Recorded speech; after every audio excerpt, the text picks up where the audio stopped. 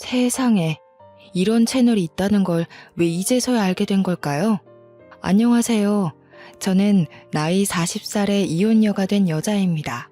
정말 제 인생에 이런 일이 생길 거라고는 전혀 생각도 하지 못했고, 제가 이혼을 하게 될 거라고는 상상도 한 적이 없었습니다. 나이 40이 적다면 적고 많다면 많은 나이지 않겠어요? 지금 나이에도 충분히 좋은 사람 만나서 새 출발할 수 있을 거라 생각은 하지만 그럼에도 불구하고 참 씁쓸하네요. 제가 지금부터 풀어나갈 이야기는 조금 답답할 수도 혹은 일부분 시원할 수도 있는 이야기입니다. 저에게는 크나큰 상처이긴 했지만 모든 일이 다 지나간 뒤 다시 생각해보니 지금이라도 탈출하게 된 게 참으로 다행이지 않나 싶네요. 하늘이 저를 조금 더 빨리 도와주셨다면 더 좋았을 테지만요. 그러면 미뤄둔 이야기를 지금부터 꺼내보겠습니다.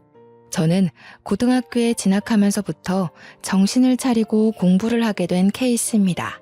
대기업에 취직하겠다는 일념 하나로 17살 때부터 코피 쏟아가면서 공부를 했습니다. 고등학교 다니던 시절에 일찌감치 워드 자격증도 땄고요. 공부를 하는 틈틈이 한자 급수 시험도 보고 했습니다. 오로지 취업을 빨리 하겠다는 일념 하나로 만들어낸 결과물이었습니다. 부모님은 커서 뭐가 되려고 저렇게 악착같이 사냐고 했는데 그 결과물이 바로 대기업 입사였네요. 대학 다니던 시절에도 인턴십 참여에 불을 켜고 달려들었고 중간에 교환학생 프로그램도 선정되어 다녀왔습니다. 줄줄이 늘어놓는 이유는 제가 대기업 취직에 성공을 했고 능력도 인정받아 초특급 승진을 했기 때문입니다. 저와 남편이 만나게 된 자리도 회사였기 때문에 회사 이야기를 빼놓을 수가 없네요. 같은 대기업에 다니면서 서로의 연봉도 다 알 만큼 친한 사이였는데 원래 오빠가 여보 되는 거 아니겠습니까? 남편은 저보다 나이는 많지만 6개월 뒤늦게 입사를 했고 당연히 저보다 직급이 낮았습니다. 제가 초특급 승진을 했다고 했잖아요. 인턴도 지금 다니던 회사에서 시작했고 입사하자마자부터 큰 프로젝트에 발탁이 되어 두각을 드러냈습니다. 당연히 윗선에서는 저를 이쁘게 봐주셨고 동기들이 일찌감치 결혼을 하면서부터 제가 더 자리를 차지하기가 좋아졌습니다. 남편은 제가 직급이 더 높고 제가 더 회사에서 자리를 탄탄하게 잡고 있다는 사실을 못마땅해 했습니다. 약간 남자는 하늘이다 그런 마인드로 사는 경상도 집안의 첫째 아들이었거든요. 연애할 때부터 그런 것 때문에 조금 부딪히긴 했지만 그냥 저도 남편의 자격지심이다 하고 넘어가기 시작했어요. 연애할 때도 그렇게 계속 제가 연봉이 더 높고 직급이 높다는 이유로 빈정거리는 빈도수가 꽤 있었거든요. 처음에는 그걸로 불같이 화도 내고 헤어지기도 했었는데 결국 남편에게 저는 필요한 사람이었기에 다시 만나게 되었습니다. 하지만 그 빈정거림이 쉽게 사라지진 않았죠. 밥을 먹으러 갈 때도 돈 더 잘 버는 네가 사라면서 비싼 초밥집 가서 밥을 먹질 않나. 그래놓고 지가 살 때는 냉동 삼겹살집 데려가고요. 커피를 마실 때도 제가 살 때는 케이크며 쿠키며 엄청나게 사서 주머니에 꾸역꾸역 챙겨가질 않나. 물론 지가 살 때는 아이스 아메리카노 한 잔 사고 끝이고요. 뭘 하려고 하면 돈 잘 버는 네가 사는 거지? 를 입에 달고 살았습니다. 처음에는 그게 너무 꼴보기 싫어서 몇 번이나 그만 만나자고 했습니다. 그런데 또 그만 만나자고 하면 저한테 빌어요. 저 아니면 안 된다고 울고 불고 매달리더라고요. 그리고 또 한동안은 그런 소리 없이 저한테 잘해줘요. 그래서 마음이 약해져서 속아 넘어가지고 하다 보니까 저도 그 빈정거림에 무뎌지더라고요. 시간이 물 흐르듯이 흐르고 어느 정도 나이가 차니까 결혼 이야기가 솔솔 나오더군요. 사실 그때까지도 저는 확신이 없었어요. 이 사람과 오래 연애하긴 했지만 결혼해서 평생을 살아야 한다고 하면 글쎄요. 매일같이 싸우기만 할 것 같고 행복하지 않을 것 같아서 결혼까지는 못하겠다고 생각했죠. 그런데 양가의 생각은 조금 달랐습니다. 시댁에서는 똑 부러지고 할 일 잘하는 제가 꼭 며느리가 되었으면 한다고 몇 번이나 저를 붙잡았고요. 저희 집에서는 성격 더러운 저를 받아줄 사람은 남편뿐이라는 이유에서 결혼을 서둘렀습니다. 동기들은 죄다 결혼해서 애가 둘이고 셋인데 저는 아직 시집도 못 갔으니 조바심이 날 수밖에 없었을지도 모르죠. 그렇게 제 의사와 상관없이 결혼식 준비가 한창일 때도 남편은 저에게 모든 걸 떠맡겼습니다. 그때 저는 큰 프로젝트의 중심에 있었기에 시간이 매우 부족했음에도 불구하고 남편이 모든 걸 저에게 맡기는 바람에 결혼식 준비까지 해내야만 했어요. 왜 저한테 오롯이 다 맡겼는지 궁금하시죠? 제 취향이 까다롭거나 신부가 제일 빛나야 하는 자리니까 그런 이유도 아니고요. 단지 제가 더 돈이 많다는 이유였습니다. 돈 많은 사람이 결정권을 가져야 편하다고 지는 손 놓고 있었던 거죠. 저는 그런 남편을 전혀 이해할 수 없었고 속으로 정말 욕도 많이 했지만 좋게 생각하려고 노력했습니다. 이미 주위에도 결혼한다고 소문이 다 났고 제일 중요한 회사에서도 소문이 다 났기 때문에 이제 와서 무르기에 늦었다고 생각한 거죠. 저에게도 체면이라는 게 있으니까요. 결혼은 반반 결혼하자고 했더니 대출은 제 이름으로 받자고 하더군요.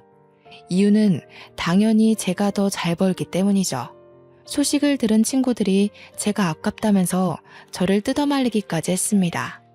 딱 봐도 생긴 게 좀팽이 같고 속도 좁아 보이는데 그런 지옥구덩이에 가냐고 하면서요.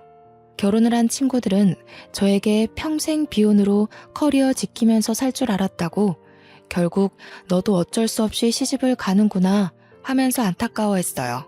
그 이야기를 듣자마자 경력 단절이 막 떠오르면서 파혼할까 싶기도 했습니다. 저도 매일 밤잠을 못 잘 정도로 엄청난 고민을 했어요. 근데 제가 이런 고민을 하는 게 티가 났는지 제 눈치를 보면서 저한테 엄청 헌신하는 척 하더라고요. 평소에도 제 기분이 나빠 보일 때 열심히 옆에서 비위를 맞춰주는 사람이긴 했거든요. 뭐 결혼 준비하면서 스트레스 받나 보지 싶었는지 뜬금없이 꽃다발을 선물로 주기도 하고 비싼 레스토랑에 데려가기도 하고요. 평소에는 선물하지 않던 비싼 브랜드의 목걸이도 선물을 해주더군요. 솔직히 그런 선물 받으니까 싫진 않았어요. 부모님 말씀대로 제 성격을 이만큼 받아줄 사람이 어디 또 있겠냐 싶기도 하면서 그냥 다들 이렇게 살겠지 하는 마음으로 결혼식까지 진행했습니다. 결혼식을 진행할 때부터 맡고 있던 프로젝트에 갑자기 스폰이 붙으면서 점점 규모가 커졌어요. 정말 신혼이라는 걸 까먹을 정도로 바빠서 회사에서 숙식을 해결해야 할 때도 있었습니다. 야근은 밥 먹듯이 하고 주위에서도 기대감이 엄청나게 컸습니다. 남편은 제가 집에 들어오지 않는 것에 대한 불만보다 제가 그 큰 프로젝트의 주축이라는 걸 더 고가워했어요. 이제 혼인신고도 했겠다. 저에 대한 자격지심을 숨기지 않고 드러냈습니다. 그게 불과 결혼한 지 3개월 만에 일어난 일이었습니다. 8개월간 이뤄진 큰 프로젝트는 엄청나게 상황한 채로 끝났습니다. 그래서 저는 성과급도 정말 상상할 수 없을 정도로 많이 받았고요. 승진 자리도 내정되었다는 소리를 들을 정도로 축하를 받았습니다. 당연히 임원급 사람들에게 들은 이야기였기에 제 승진에 토를 달 사람은 한 명도 없었습니다. 그런데 그 이야기가 남편의 부서까지 흘러들어갔고 직원들이 남편에게 축하한다고 했나 봐요. 성과급도 많이 받고 승진까지 따놓은 당상이라며 결혼하고 아주 잘 됐네. 이런 식의 칭찬이요. 자격지심이 강한 남편이 그 소리를 과연 곱게만 들었을까요? 그날 이후로 남편은 집에서든 회사에서든 저를 경쟁의 상대로 보는 건지 뭔지 저에게 아주 기분 나쁜 티를 팍팍 냈습니다.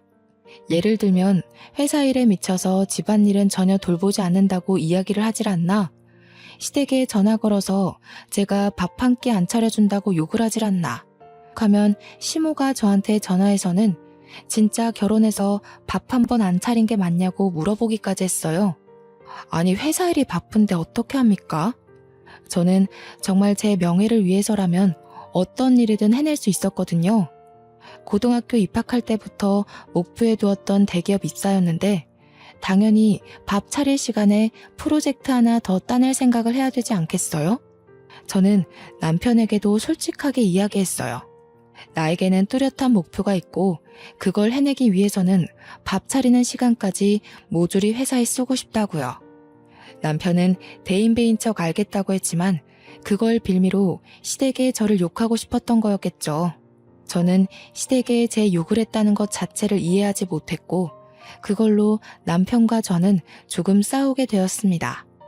한창 좋아야 할 신혼에 부부싸움이 잦으니 정말 지치더라고요. 결혼한 지 6개월도 안 돼서 이혼하는 부부도 있나 인터넷에 검색까지 해봤다니까요. 그렇게 서로 마주보고 밥도 안 먹고 지내기를 반복하다 남편이 저에게 이야기를 좀 하자고 하더군요. 그래서 못 이기는 척 화해를 해야겠다 싶었는데 남편은 저에게 아주 기가 막힌 이야기를 했습니다. 나 사업을 해볼까 하는데 어차피 대기업에 다녀도 당신보다 벌지도 못하니까 회사 때려쳐도 되지 않을까? 당신이 버는 돈이면 우리 둘 먹고 사는데 문제 없으니 더 늙기 전에 도전하고 싶어. 그게 무슨 귀신 씨나라 까먹는 소리야? 지금 우리가 대기업에 다니고 둘 다 맞벌이를 하니까 돈도 모으고 대출도 갚고 안정적인 거지. 당신이 여기서 그만두면 우리 당장 대출 갚는 것도 힘들어질 텐데 저는 남편을 뜯어 말려야만 했습니다. 객관적으로 보나 주관적으로 보나 남편은 그냥 남 밑에서 시키는 일이나 잘하고 사는 게 적성에 맞는 사람이거든요. 프로젝트에 투입되었다가 이리 끌려다니고 저리 끌려다녀서 잘린 것만 2번 봤는데 뭘 믿고 사업을 한다는 건지. 솔직히 사업을 한다 치면 저 같은 사람이 하는 게 더 어울리거든요. 제가 반대를 하고 나서자 남편이 또 뾰루퉁한 얼굴이 되길래 일단 구체적인 사업 계획이나 들어보자 했습니다. 이 사이트 보이지? 이게 중국에서 운영하는 사이트인데 도매 물건들을 파는 곳이야.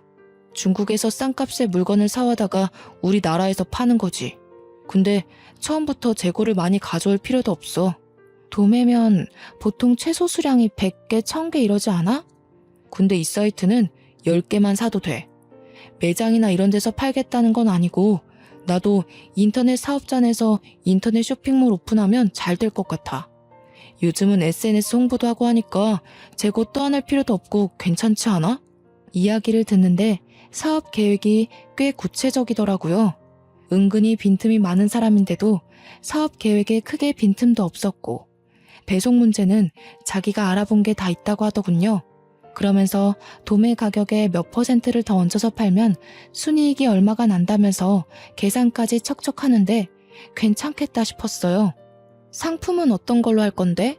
요즘 트렌드에 맞추려면 보는 눈이 꽤 좋아야 할 텐데. 제 말이 끝나기 무섭게 남편이 봐둔 상품이 있다면서 저에게 이것저것 보여주는데 SNS에서 많이 보이는 디자인의 식기부터 옷까지 여러 종류가 있었어요. 젊은 사람들이 트렌디하게 좋아할 법한 아이디어 제품들도 여럿 있었고요. 저는 남편에게 괜찮겠다고 이야기를 하니 남편의 얼굴이 눈에 띄게 밝아졌습니다. 하지만 처음부터 올인해서 매달리는 것에는 반대를 했어요. 남편을 차근차근 설득하기 시작했습니다. 상품들이 전부 좋다. 가격도 좋고 국내 인터넷 쇼핑몰에서 판매했을 때 가격도 나쁘지 않은 것 같다. 하지만 처음부터 주문이 많이 들어올 거라는 생각은 들지 않으니 회사를 다니면서 차근차근 해보자. 이렇게 이야기를 하니 남편도 수긍을 하더라고요. 자기도 집 대출 갚고 생활비 생각하면 당장 회사를 그만두는 건 아니다 싶었는지 회사를 다니면서 사업자를 내서 해보겠다고 했습니다. 그렇게 남편에게 나름 용기를 북돋아주고는 저희도 화해를 했어요. 그동안 서로 서운하게 해서 미안하다. 나도 가정을 챙기겠다. 너도 자격지심 그만 부려라 하면서요. 간만에 2다리 뻗고 잔 것 같네요. 그렇게 남편은 평일에는 회사 일을 보고 주말에는 상품을 떼와서 이리저리 촬영도 하고 인터넷 쇼핑몰을 오픈해서 물건을 올리기 시작했습니다. 처음에는 10개, 20개 사서 팔았던 제품이 점점 주문이 늘어나자 50개, 100개가 되었어요. 말 그대로 오픈한 지 두어 달 만에 대박이 나고 말았습니다. 배송 보내느라 평일에 퇴근하고 와서는 남편과 둘이 상품 포장하는데 시간을 다 보내야만 했어요. 저녁밥도 제대로 먹지 못할 만큼 바쁘니 저희도 점점 지치기 시작했습니다. 처음에는 작은 방에 물건들을 두고 재고를 파악해가면서 물건을 배송했는데 주문량이 늘어나니까 방 정리가 되지 않는 거예요. 창고를 하나 얻어서 물건을 쌓아야 할 지경이 오니까 남편도 저도 둘이서 할 수 있는 업무량이 아니다 싶었습니다. 물건 배송 나갈 걸 포장하는 와중에도 쉴 새 없이 주문이 밀려 들어왔으니까요. 트렌드가 또 얼마나 휙휙 바뀌는지 잘 아시죠? 새 물건은 계속 들어오고 집 거실까지 물건이 꽉 차서 발 디딜 틈이 없고 결국에는 집 근처에 크게 나온 지하 창고에 새를 얻어서 물건을 정리하기 시작했습니다. 평일에 회사 일 때문에 창고 정리도 못하고 배송이 점점 밀리자 남편이 드디어 회사를 그만두겠다고 했습니다. 월 매출만 따져봐도 지금 남편이 버는 월급보다 훨씬 많은 돈을 벌 수 있었거든요. 남편의 성공과 동시에 저는 약간 불안해졌지만 남편에게 처음부터 약속했던 게 있었던지라 저는 퇴사에 찬성해줬습니다. 쇼핑몰을 시작한 지 6개월 만에 남편이 버는 돈은 제 월급보다 많아졌어요. 회사를 그만두고 직원을 둘이나 뽑아서 배송 업무를 도맡아서 하게 했고요. 저는 점점 늘어나는 남편의 쇼핑몰 규모에 정말 입이 떡 벌어지고 말았죠. 남편이 남 밑에서 일해야 되는 사람인 줄 알았는데 사업에 정말 소질이 있었습니다. 제가 모르는 사이 맘카페 같은 곳에도 홍보를 했고 SNS 활동도 활발하게 하면서 사업을 점차 키우고 있었던 거죠. 대기업을 퇴사할 때도 조금은 섭섭해할 줄 알았는데 시원한 마음만 가득하다면서 정말 행복해했습니다. 그런 남편의 모습을 보면서 정말 용기 있는 선택이라고 생각했고요. 그런데 남편이 저보다 월급이 많아지고 사장님 소리도 듣고 장사가 정말 잘 되니까 점차 저에게 의스대기 시작했어요. 카드 하나 띡 던져주면서 앞으로 생활비는 본인이 책임지겠다면서 제가 버는 돈은 푼돈이니까 전부 저금을 하라는 거예요. 은행에 가서 펀드 가입도 하나 하고 적금도 들으라고 종용했어요. 그러면서 자동이체까지 걸어버리고 저한테 앞으로는 가계부도 쓰고 버는 돈 전부 모으고 있는지 확인하겠다고 저를 올가매는 거예요. 그 전까지는 제가 버는 돈이 더 많으니까 제가 옷을 사거나 가방을 사는 것에 뭐라고 한마디도 못하더니 월급이 역전되니까 저한테 그런 거 하나하나 허락받고 사라고 간섭을 하는 거죠. 하지만 저희도 대출금도 갚아야 하고 나중에 아이도 가질 계획이었으니까 돈을 모아야 한다고 생각은 했어요. 그래서 남편 말도 일리가 있다고 생각하고 돈을 모으기 시작했습니다. 본인이 받은 퇴직금은 투자를 하겠다며 주식에 다 쏟아부었습니다. 저는 그 돈으로 차라리 사업을 더 키워보라 했지만 지금도 충분히 버는데 더 키워봤자라며 제 말을 무시하더군요. 솔직히 저는 주식이 좀 무서웠거든요. 한 방에 돈을 다 잃어버릴 수도 있으니까요. 남편은 은근히 투자에 눈이 밝은 사람이었어요. 저를 은행에 데려가서 펀드 계좌를 만들게 했을 때는 손해가 날 수도 있다고 해서 겁먹었는데 남편이 골라준 종목마다 다 오르더군요. 남편의 퇴직금으로 쌓아올린 주식도 꽤 수익이 났다고 했어요. 제가 눈으로 직접 본 건 아니니까 진짜인지 아닌지는 모를 일이지만요. 그래도 똑부러지게 잘하니까 저도 점차 남편에게 의지하기 시작했습니다. 그러던 어느 날 남편이 직원 2명으로도 물건이 감당이 안 된다면서 직원을 더 늘리겠다고 하더군요. 원래 저와 일일이 상의하던 사람이었는데 장사가 잘 되고 주위에서도 사장님 하니까 이제는 일방적인 통보를 했어요. 어차피 제 사업 아니고 저는 대기업에서 여전히 일을 하고 있었기에 서운하진 않았지만요. 처음에는 시부와 시모도 남편을 도와서 배송 물건을 포장하고 했었는데 자꾸 실수를 하신다는 거예요. 저는 그래도 시부모에게 용돈 줄 명분도 생기고 천천히 확인하면서 일하면 되지 않냐고 시부모랑 함께 하라고 했어요. 근데 남편이 저에게 버럭 화를 내더라고요.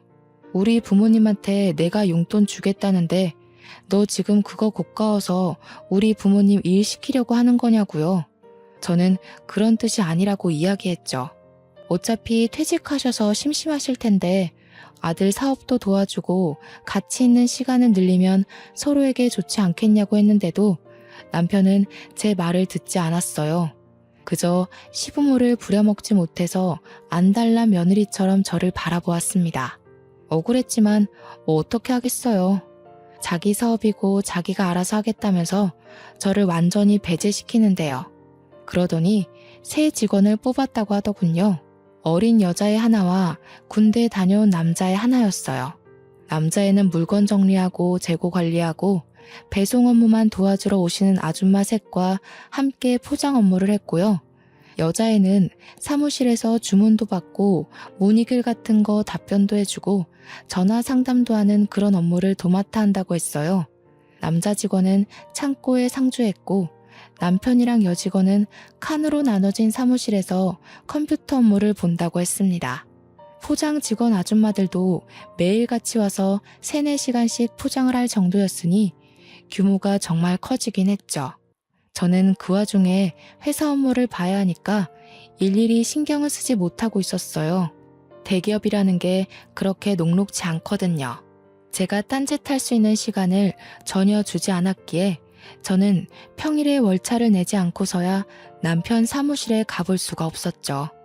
그리고 남편은 제가 일단 남편 사업장에 가서 참견하는 행위 자체를 싫어했습니다. 직원들을 새로 뽑고 몇 개월이 지나서 제가 회식이라도 해야 되는 거 아니냐고 퇴근하고 들리겠다고 하니까 완전 반대를 하더군요. 사장이 있는 것도 눈치 보일 텐데 사장 부인까지 온다고 하면 애들 기죽는다고요. 아니 뭐 제가 애들 잡아먹는 것도 아닌데 그렇게 말하니까 좀 그렇더라고요. 제 월급을 전부 적금과 펀드에 쏟아붓고 있었잖아요. 그러다 보니 제가 성과급을 받지 못하면 개인적으로 쓸 수 있는 돈이 없더라고요. 이미 예전부터 모아두었던 돈은 집 대출금 갚는 데 쏟아부었고 이전에 받은 성과급으로는 이미 가방도 사고 부모님 용돈도 드렸고요. 회사 일에 매진해봐야 월급 통장으로 돈이 들어오면 전부 다른 계좌들이 퍼가요 하니까 제 개인 돈이 없는 거예요. 있는 거라곤 달랑 남편이 준 카드 하나뿐이었어요. 그래서 어쩔 수 없이 남편 카드로 팀원들한테 커피를 하루 쏜 적이 있었어요. 제가 써야 할 차례이기도 했고 제 승진이 코앞이었던 터라 기분 낼 겸 썼습니다. 그런데 카페에서 5만 원 정도 긁고 나니까 남편한테 바로 전화가 오는 거예요. 무슨 카페에서 뭘 먹었길래 5만 원씩이나 나오냐고 저한테 잔소리를 막 하는 거 있죠. 저는 너무 당황스럽고 또 한편으로는 수치스러운 마음이 들었어요. 제 한 달 월급이 600만 원이거든요. 남편이 버는 돈은 정말 1000만 원 가까이 되고요. 근데 고작 5만 원어치 커피 사 먹었다고 바로 전화해서는 잔소리를 퍼붓다니. 결혼하고 나서 비상금 한 푼 모아둘 생각 안 한 제가 너무 바보같이 느껴졌습니다. 그렇다고 제가 집에서 놀고 먹으면서 남편 카드 쓰는 그런 사람도 아니고 저도 사회생활을 하는 여잔데 저한테 5만 원 가지고 그렇게 치졸하게 굴 거라고는 생각도 못했어요. 점점 제 입지가 좁아지는 듯한 느낌도 들고 저도 결국 대한민국의 남편 눈치 보는 며느리가 되는 건가 하는 생각도 들었고요. 근데 거기서 끝나지 않고 남편이 갑자기 대기업 다니던 시절을 들먹이면서 자격지심을 또 부리는 거예요. 그깟 회사 다니면서 너한테 굽신거렸던 거 생각하면 열불이 뻗친다나 뭐라나. 진즉 사업을 했으면 그때 너한테 그렇게 수그릴 필요도 없었는데 이러면서 저한테 그 월급 받아서 뭐 할 거냐고 하더라고요. 고작 600만 원 벌면서 언제 벌어서 언제 쓰냐고. 저는 진짜 그 말을 듣는데 아니, 이 사람이 돈 좀 번다고 이렇게 달라질 수 있나 싶었습니다. 사업 시작한 지 1년도 안 된 사람이 너무 기고만장하다는 생각이 들었어요. 저한테 대기업 다니는 거 아무짝에도 소용없다면서 차라리 때려치우고 자기 일을 도우라는 거예요, 글쎄. 아시다시피 제 팀장 직함이 눈앞에 바로 있고 제 일에 얼마나 자존감이 넘치는지도 아는 사람이 저한테 저러니까 너무 짜증났어요. 그래서 저도 지지 않고 말했죠. 당신이 회사 다닐 때 성과를 못 내서 그만큼 벌었던 거지 나는 잘나서 잘 번다고. 누가 요즘 월급쟁이로 600만 원이나 벌겠냐고. 나 팀장 달면 연봉 더 오르는 거 알고 있냐고. 하지 말아야 할 말까지 해버렸죠. 당신 사업이 언제까지 잘 될 것 같냐고요. 그 말에 남편이 거품 물고 저한테 막 달려들었어요.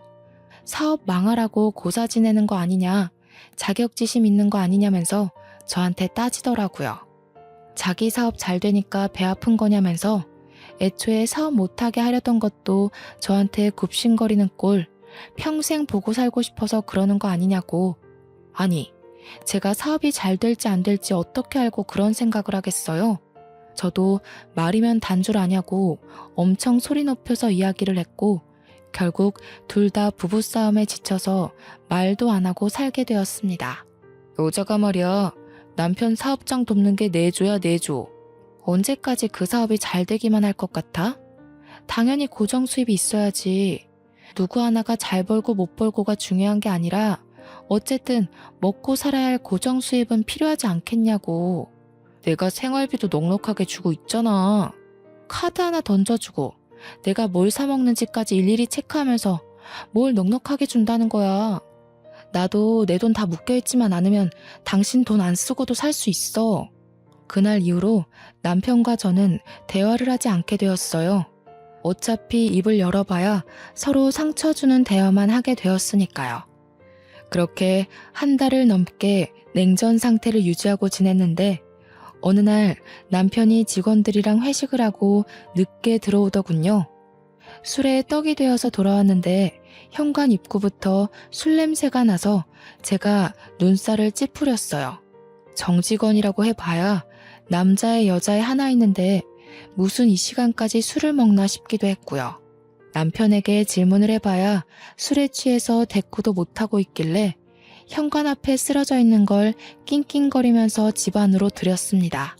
그런데 남편의 멱살을 잡고 끌고 가는 와중에 와이셔츠 카라 부분에 여자 화장품이 묻어있는 걸 발견했어요. 이 남자가 여자가 있는 술집이라도 갔다 왔나 싶어서 잔소리를 하려고 하는데 인사불성돼서 말귀도 못 알아듣더라고요. 그래서 다음 날이 될 때까지 기다렸습니다. 주말이라 늦게 일어난 남편에게 눈 뜨자마자 추궁을 했어요.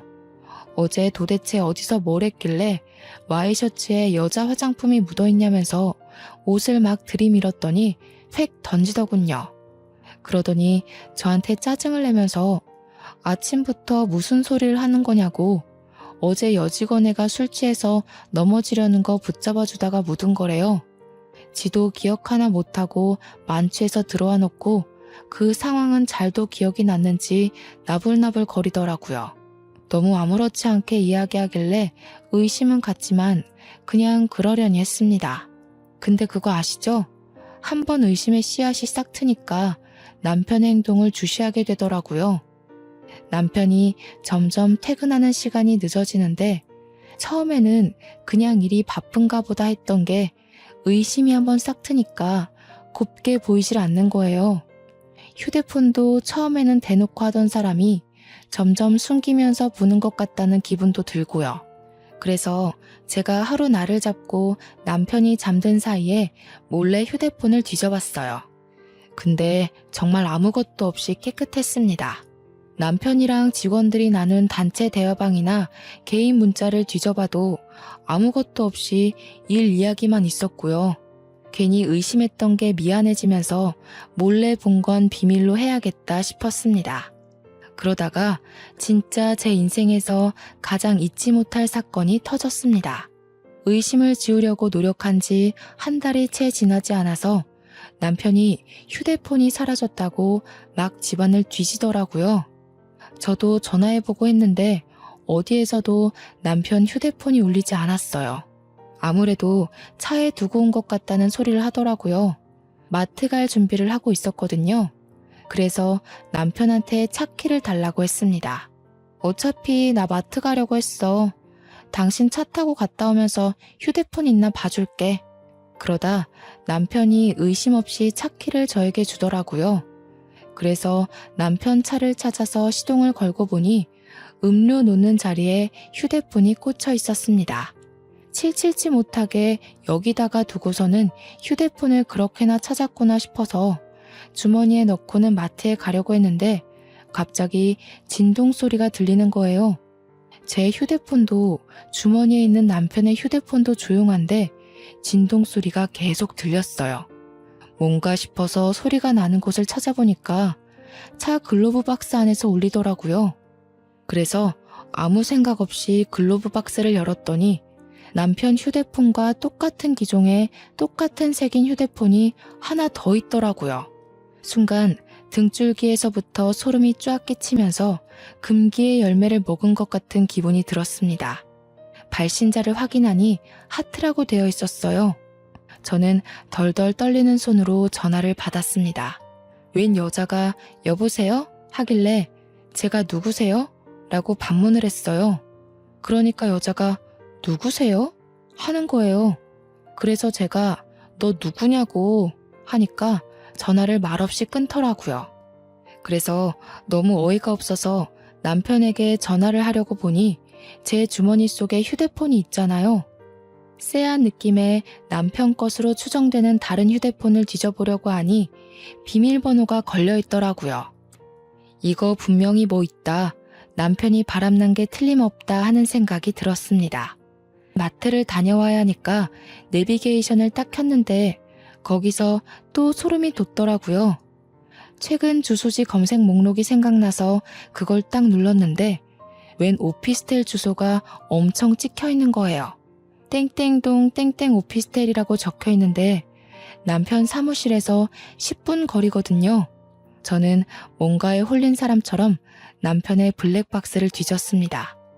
블랙박스에 녹화된 목록을 하나하나 뒤져보는데 땡땡 오피스텔 앞에서 찍힌 녹화본이 있더군요.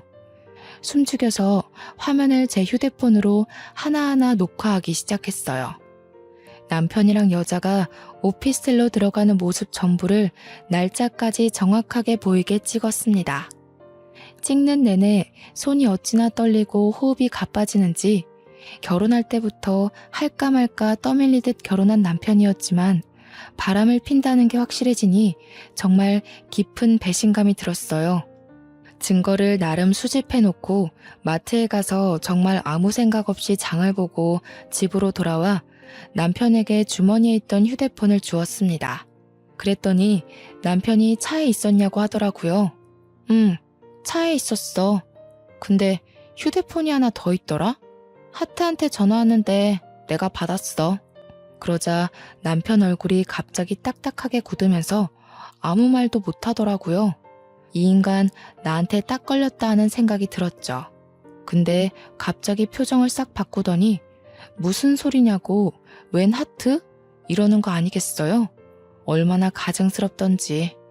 정말 코웃음이 뻥 하고 나올 것 같았습니다. 저는 글로브 박스에서 발견한 휴대폰도 남편에게 던졌어요. 그러자 남편이 빼도 박도 못한 증거를 들킨 것처럼 휴대폰을 양손에 쥐고 아무 말도 못하더라고요. 그 여자 누구야? 당신 회사 여직원이야? 그래서 오피스텔에 살림 차렸어? 땡땡동 땡땡 오피스텔에. 당신이랑 여자랑 들어가는 거 다 찍혔더라. 블랙박스까지 이미 다 확인하고 오는 길이니까 변명할 생각 하지 마. 오해야. 그리고 그걸 뒤져보긴 왜 뒤져봐? 당신 무슨 의부증 있어? 남의 사생활을. 부부끼리 사생활까지 존중해줘야 하는 거야? 그 사생활이라는 게 바람인 거고 내가 어디까지 눈 감아줘야 하는 건데 말해봐.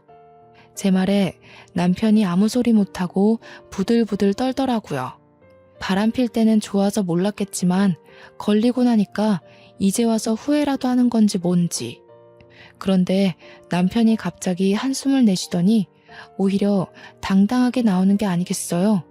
야, 남자가 사업하고 돈도 좀 벌고 하면 바람도 한 번쯤은 필 수도 있는 거지. 그거 실수잖아. 실수 한 번을 용서 못 해줘? 그냥 그런가 보다 하고 넘어가는 미덕도 없냐 너는? 네가 뭐 어떻게 할 건데? 나랑 이혼이라도 하게? 지금 그걸 변명이랍시고 입 밖으로 내뱉는 거야? 바람이 실수라고? 나도 실수해도 되는 거야? 너랑 나랑 같냐? 꼴랑 500만 원 좀 넘게 벌면서 내가 턱턱 가져다주는 돈 없으면 어떻게 살려고 그래? 그렇게 말하는데 정말 개구리 올챙이 시절 생각 못한다는 말이 딱 떠오르더라고요. 여자 혼자 사는데 월 500에서 600만 원이면 당연히 배부르게 먹고 살 수 있다는 생각은 왜 못하는 걸까요?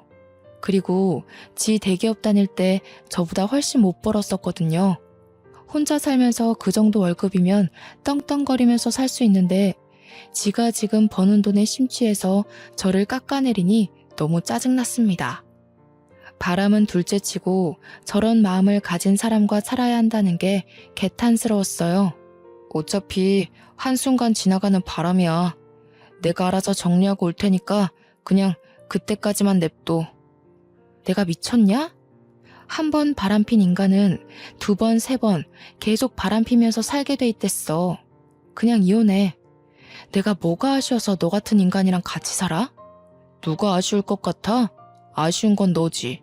내가 벌어다 주는 돈 없으니까. 너같이 대기업 다닌답시고 일에 미쳐서 남편은 신경도 안 쓰는 여자 나도 필요 없어. 네가 내조를 하기를 해, 살림을 하기를 해? 나도 너랑 이혼하는 게 마음 편해. 저도 같이 달려들어서 남편한테 싸댔어요. 위자료 톡톡히 준비하라고, 바람난 주제에 말이 많다고, 시댁이나 친정이 알아서 이야기하라고, 네가 바람나서 헤어지는 거라고 물고 늘어졌죠. 집은 제 이름으로 대출받았던 거고 갚아야 할 돈도 이제 멀지 않았기 때문에 위자료인 셈 치고 제가 들고 간다고 했어요. 머릿속으로 계산기 좀 두드려보는 것 같더니 지 손해는 아니다 싶었는지 그렇게 하고 깔끔하게 이혼하자고 하더라고요. 월급쟁이 불쌍해서 자기가 1, 2억 정도 인심 쓰듯이 주는 셈 치자고요. 끝까지 그 잘난 사업장 얼마나 가나 지켜본다 했죠. 그 여자는 제 생각대로 회사 여직원이었어요.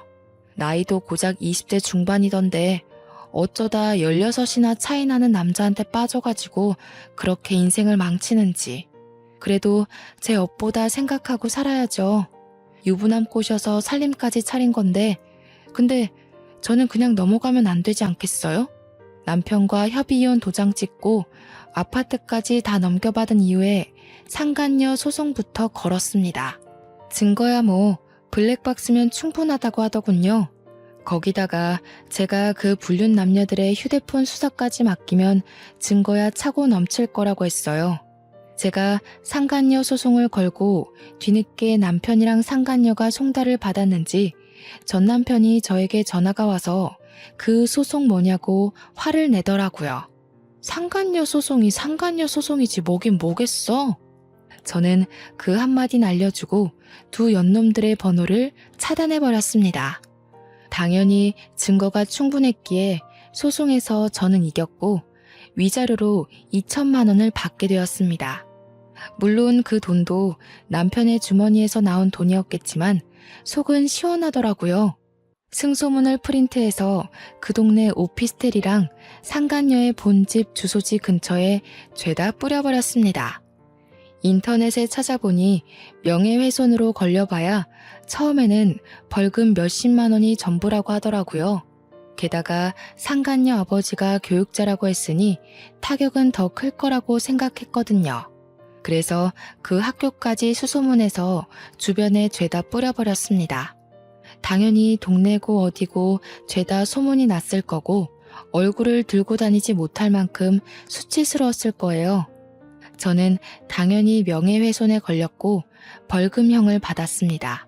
100만 원에 속은 엄청나게 시원해졌으니 아깝지 않았습니다. 주위 눈치 보면서 상간녀로 평생 사는 게 얼마나 힘들겠어요. 남편이랑 오래 만나봐야 얼마나 더 만날 수 있겠나 싶더라고요. 근데 더 속 시원한 건요. 우리나라랑 중국이랑 문제가 생겨서 중국에서 수출기를 닫아버린 사태에서 찾아왔어요. 수출길이 막히니 남편 사업장에도 당연히 차질이 생겼죠. 물건이 바로바로 들어와야 하는데 물건은 들어오지 않고 차일피일 배송 일자만 미루게 된 거예요. 주문이 들어왔으니 고객들은 돈을 다 냈는데 물건은 3주가 지나도 도착을 안 하니까 어떻게 됐겠어요?